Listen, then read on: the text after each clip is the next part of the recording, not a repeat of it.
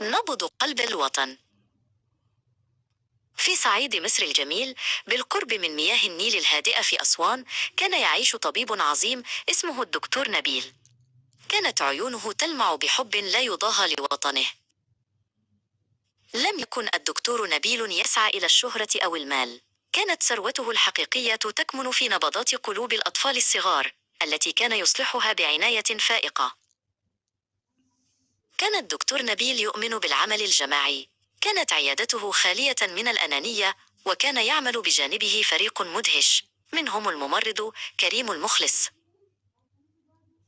ذات صباح وصل ملف جديد ومهم. كانت قصة الطفلة أمل التي تحتاج إلى يد خبيرة لتعيد البسمة إلى وجهها. جلس الدكتور نبيل وكريم يدرسان كل تفاصيل حالتها. في تلك الليلة، بينما كان الجميع نائمين، بقي الدكتور نبيل مستيقظا. كان يراجع خطة العمل مرة أخيرة.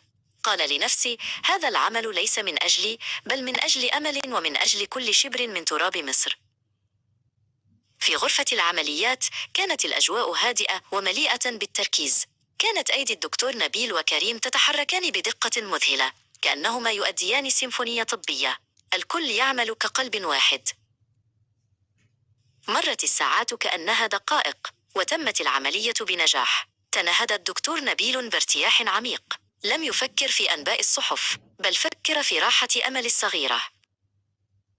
بعد أيام قليلة، كانت أمل في غرفة التعافي. كانت ترسم قلبا كبيرا ملونا بألوان علم مصر. دخل الممرض كريم مبتسما وشجعها على المزيد من الرسم.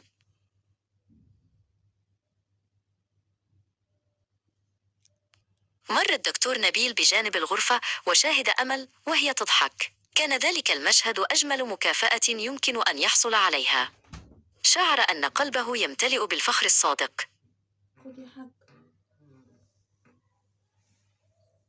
في نهاية اليوم جمع الدكتور نبيل فريقه. لم يقل شكرا لي، بل قال شكرا لكم. كل قلب يعود لينبض من جديد هو انتصار لوطننا. هذا هو مجدنا الحقيقي.